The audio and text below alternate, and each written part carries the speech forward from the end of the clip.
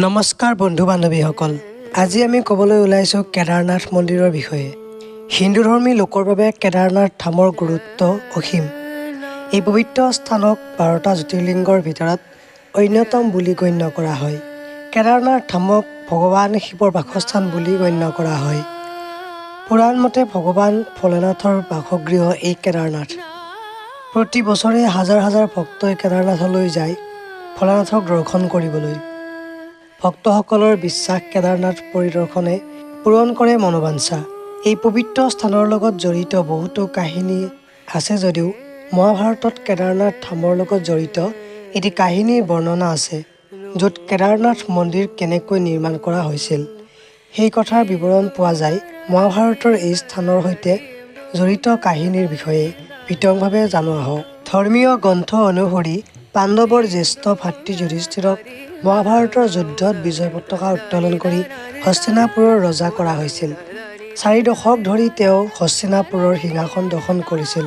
এদিন পাণ্ডৱ আৰু ভগৱান শ্ৰীকৃষ্ণই মহাভাৰতৰ যুদ্ধৰ বিষয়ে আলোচনা কৰি আছিল। এই সময়ত পাণ্ডৱসকলে ভগৱান শ্ৰীকৃষ্ণক ক'লে, হে প্ৰভু, আমাৰ সকলো ভাইৰেই নিজৰ ভাই ভনীক হত্যা কৰাৰ কলংক আছে। এই কলংকৰ পৰা কেনেকৈ মুক্তি পাব পাৰি? ভগৱান কৃষ্ণই কৈছিল যে আপুনি মহাভাৰতৰ যুদ্ধত জয়ী হৈছে, কিন্তু ভাই ভনীক হত্যা কৰাৰ বাবে আপুনি পাপৰ অংশ হৈ পৰিছে। কেৱল ভগৱান শিৱহে আপোনাৰ এই পাপৰ পৰা মুক্ত কৰিব পাৰিব।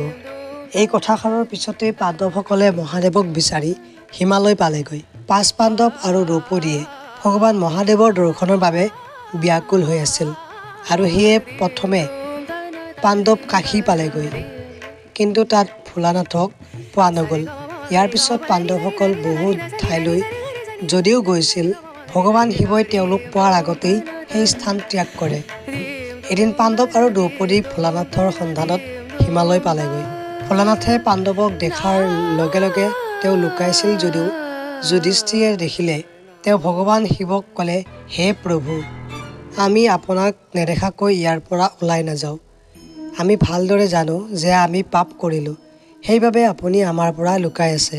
ইয়াৰ পিছত পাণ্ডৱসকলে মহাদেৱক লগ কৰিবলৈ আগবাঢ়ি যায়, কিন্তু একে সময়তে এটা মহে তেওঁলোকক আক্ৰমণ কৰে।